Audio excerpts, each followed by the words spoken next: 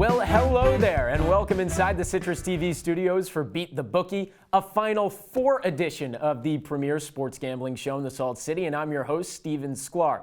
Some say we're getting into the best part of the sports calendar. Baseball on every day, NBA playoffs right around the corner, and the Masters just a week from now. But it all starts this weekend with the most marvelous one in college basketball. Now, I want to be respectful and mention that this isn't the best time of year for everyone, including last week's host, Austin Barrick.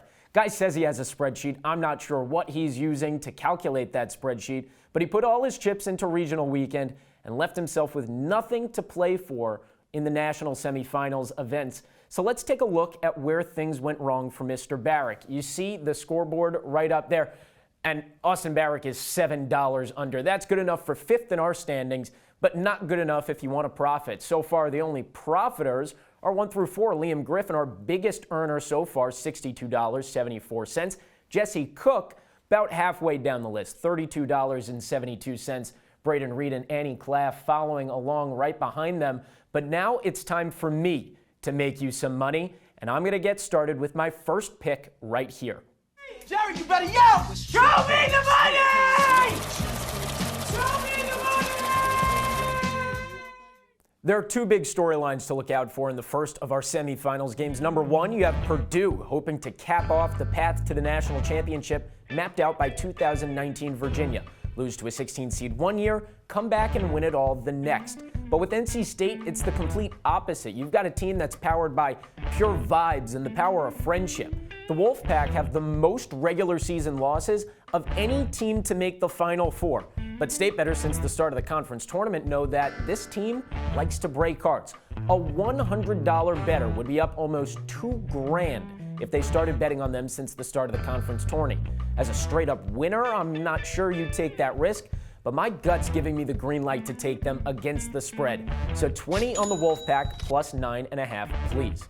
Now, here's where things get a little bit trickier. Of course, there's UConn. Odds-on favorites to win the national title. Winners against the spread in 10 straight NCAA tournament games.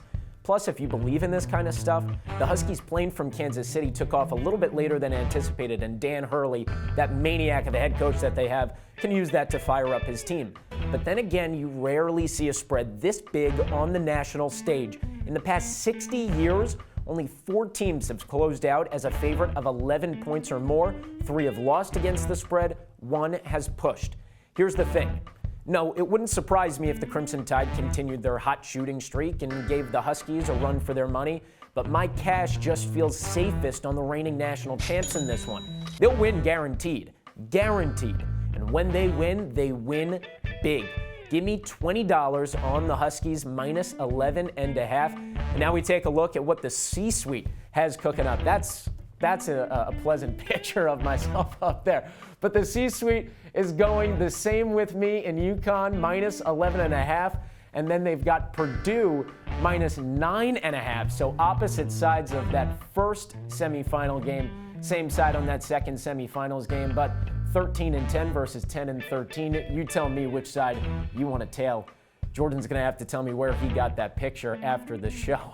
But now that we're done with the C-suite picks, let me give you some other sweet treats to nosh on for Final Four weekend, starting with a play on the total in NC State Purdue. Take a minute, pray to whatever God you believe in for the books for giving us a line like 146.5 in this heavyweight bet.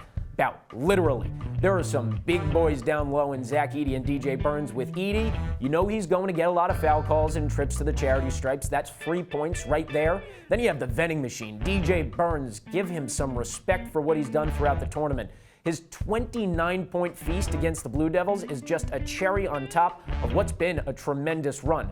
But I think he'll have a very nice day against the weaker Boilermakers team. These two alone will have some fun working against each other, and that frees up the other pieces. So I'll take $10 on the over. Once again, that's 146.5. Perhaps even more obviously, the game on the other half of the bracket should easily clear the 160.5 total. There are some that will say that the number is far too high, especially since I already told you that the Huskies coast in, get to the championship game, face the Boilermakers, and what have you. What I see in this team, though, is the most dominant college basketball team of my generation.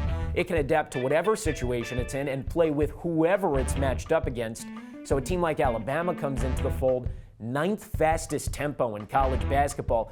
I think the Huskies are rather excited for that. Bama's not great defensively as it is, so when you get the league's best offense on the other side, the electricity is bound to show up in Glendale.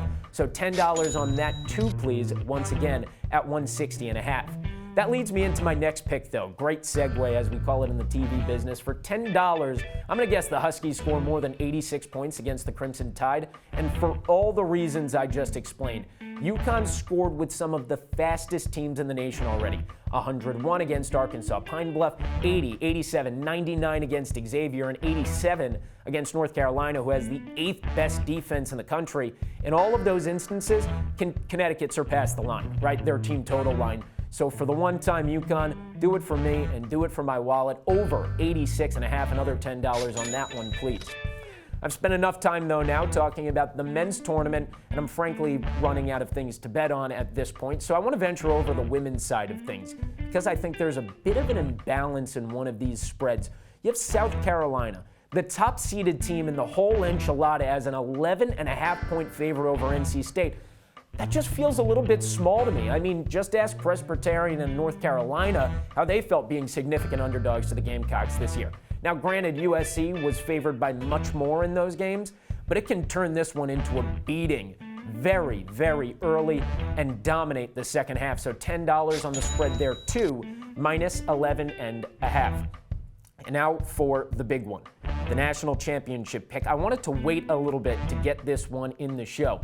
For the men's side, this one doesn't take too much thought.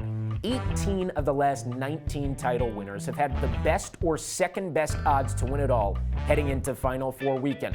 So that leaves us with 2, UConn and Purdue. Which one do you want to take? I'll rock with the Huskies here too. That was the heater. Now here comes the curveball. I'm not going to take this one straight up. There's a damn good UConn team on the women's side of things as well. And if you take both of them to win their respective tournaments, you'll get plus 1130 odds. Feel free to just grab the men's at minus 185, but I'd rather go big. I like plus money. So I'm going to take both Connecticut teams to cut down the nets at plus 1130, like I said, and give me just $5 on the Huskies sweep. For my future, I'm going to get even craftier and switch sports entirely. Here's a lock and a silver platter. I'm literally gifting you free money with this. Does anyone in the American League look like they can beat the Yankees? Short answer, no. Long answer, New York started the season by beating the Astros, another AL contender, in 4 games on the road. That's a house of horrors for them. Plus, the defending National League champs in 2 out of 3 games. Now, granted, they didn't win that series the way that they wanted to, but the funny thing is, these odds aren't going to get any better. How do you think the market's going to react when Garrett Cole, the reigning Cy Young winner, comes back, or when the Yankees add to their rotation at the trade deadline? I hope even the biggest Yankee haters take this advice, because as for myself, I'd like to put down $10 at plus 360. Like I said, those odds are only going to get worse. We have a couple of other futures that are in play still, and 3 of them that you want to keep a close eye on for this weekend. We have Liam Griffin, who's bet on Purdue to win the national championship. Him and I respectfully disagree. You have Ben Spector, who's got UConn winning the Natty. Him and I respectfully agree. And Austin Barrett, he's got a 1 seed to win the national championship. So that could either be UConn or it could be Purdue. And of course, I also want to give a shout out to Joe Puccio up there at number 4, Aaron Judge, Home Run King. Him and I are thinking along the same lines with these Yankees futures. Bound to be a great summer over in the Bronx. And now, before we send you off, the parlay. More than 10-to-1 return on your initial investment if you take this, if this hits. Those are big ifs. But starting off, let's get a race to 10 points bet in there. I like UConn men's basketball in the race to 10 against Alabama. Sure, it's a little bit gimmicky, but remember what I said before. UConn's going to go wild with the pace. Plus, Alabama's defense, ranked outside of the top 100 on KenPom, that is a huge liability for the Crimson Tide. Inside, outside, doesn't matter. The Huskies feast on the Tide early and often. The other Huskies, the one led by arguably the greatest college basketball coach of all time, they also play this weekend, and I have a complete Huskies sweep going all weekend long. So why wouldn't I take them at plus money against Caitlin Clark and company? My friend, I look at this the same way I would a Tom Brady-era Patriots team at plus money in the postseason. I'm sure you know where I'm going with this. Paige Bueckers, Nika Mule, and the Huskies to the Natty at plus 128. And I'll close this with a really gimmicky pick and take NC State to score the first basket against Purdue.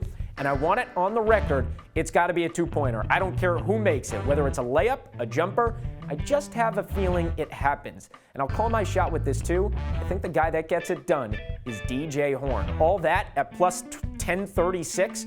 Why not throw a $5 on it and just see what happens? And to recap one last time before we go, $20 on NC State, the 11 seed, the darling, the Cinderella, plus 9.5 against Purdue. Still have Purdue winning that one straight up. $20 on the 1 seed UConn, minus 11.5 versus Nate Oates and the Crimson Tide. $10 on the over in the Purdue-NC State game. 146.5 is the number. See if you can get it down. Over 160.5 in the UConn-Alabama game. So we've got the side and total in both men's semifinals games, both over 160.5 on that game. UConn, I'm riding them hot this weekend. They are going to do great. Give me the team total over 86.5 in that one. $10 on number 1 South Carolina, the top-seeded women's team in the entire tournament, minus 11.5 versus NC State. The dream ends here for the Wolfpack on both sides. $5 for both, that's right, both UConn teams to win the national championship. Paige Bueckers, Nika Mule, they're going to have to get through a daunting Iowa team in order to even get to the national title game, but I like the odds on it. $10, the New York Yankees, AL champions. I told you, nobody in the American League holds a candle to them. And then we got $5 on the parlay. UConn, race to 10 points. They're going to get there first against Alabama, minus 215. UConn's women's basketball, I told you they're winning the national championship, so that means they have to beat Caitlin Clark and the Iowa Hawkeyes, plus 128. And then NC State, first field goal of the game. I told you already, I like it to be a two-pointer. Those odds at plus 240, parlay it all together, and you get a big plus 1036 return on your investment. Well, that's all the time that I have today. Let's make some money this weekend, folks. It's going to be a great one. Stephen Sklar on Beat the Bookie. You can be sure to watch this episode and all other episodes on our YouTube channel. But for now, have a good one.